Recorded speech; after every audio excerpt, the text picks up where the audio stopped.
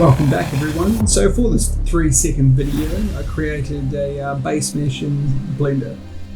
I started off with the sphere and using the F3 add-on started making my way through the anatomy of the basic anatomy of a orc.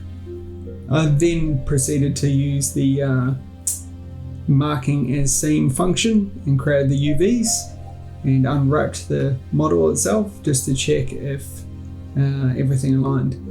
Now the idea was to fail fast. I then went back to use the mirror modifier of the orc itself and started building out some basic assets just to see if I wanted to spend more time on it.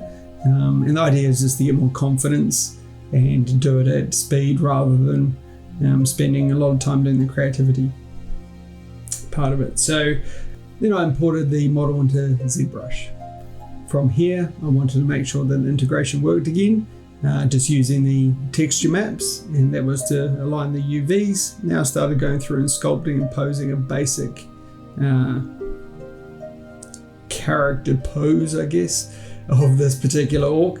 Now, there was nothing exciting about it. Again, I haven't focused on too much of the detail, but the intention here was literally just find the anatomy, get the muscle groups, and then bring it back into Blender in order to just start animating a basic movement. So I used the exports here, and the idea there is we should be able to pull that into the nodes into Blender and integrate that somewhat with the noise textures and so on and so forth. I've just shared the particular node setup that I did within the shading modifiers.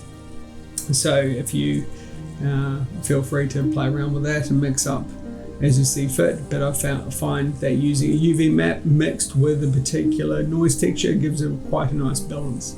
As you can see here, you can customize it as you see fit.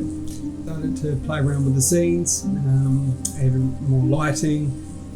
Any comments or questions, feel free to add below. Alrighty, enjoy.